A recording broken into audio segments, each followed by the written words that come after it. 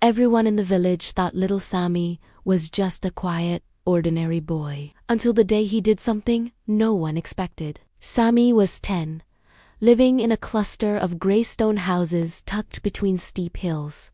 It was a hard place, the soil was stubborn, and the winters were long. Because life was a struggle, the adults were always somewhere else in their heads counting coins, worrying about the harvest, or staring at the floor. But Sami had a gift for being here. He was the kind of boy who would stop in the middle of a busy path just to watch a ladybug navigate a blade of grass. He noticed when the baker's cough got worse, and he noticed when the widow at the end of the lane had no wood for her fire.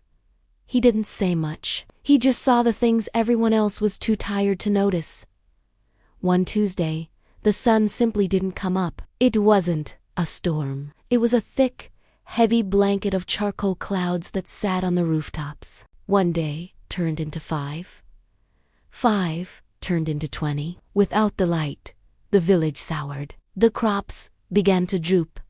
But the people's spirits broke first. Neighbors who used to trade eggs started hoarding them. Instead of helping each other fix a leak, they argued over whose roof was dripping on whose property. The village square, which used to be for gossip and laughter, became a place of cold shoulders and bitter whispers. Sami watched them. He realized the darkness wasn't just in the sky, it had leaked into the houses. He thought, maybe the sun isn't gone. Maybe people just forgot how to be warm. Sami didn't try to give a speech. He knew no one would listen to a boy while they were busy being angry. Instead, he just went to work. He went to the field of old man Ilista, grumpiest man in the village, and silently started hauling water to the dying sprouts. Elias watched him from the porch, suspicious at first, but by the 3rd day, the old man's knees didn't ache quite as much because he wasn't working alone. Then, Sami gathered a few friends. They didn't do anything big. They just cleaned the mud off people's doorsteps. They carried heavy bags for the elderly. They shared their small lunches with the kids who had less. It was infectious. It is hard to stay angry at your neighbor when you see your children sharing bread in the street. Slowly, the adults started to look up. A father helped a neighbor fix a fence. A mother shared a pot of soup. The me-first attitude began to melt away.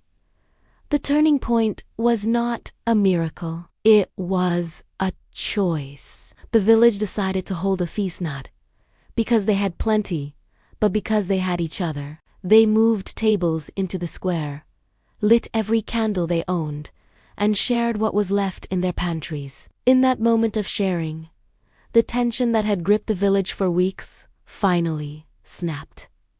People laughed. They apologized for their harsh words. And then, as if the sky was finally convinced that it was not needed to provide the warmth, the heavy clouds began to thin. A single golden needle of light pierced through, hitting the center of the square. The villagers cheered, jumping to their feet. But Sami stayed seated, watching the way his neighbors were finally looking at each other with kindness instead of suspicion.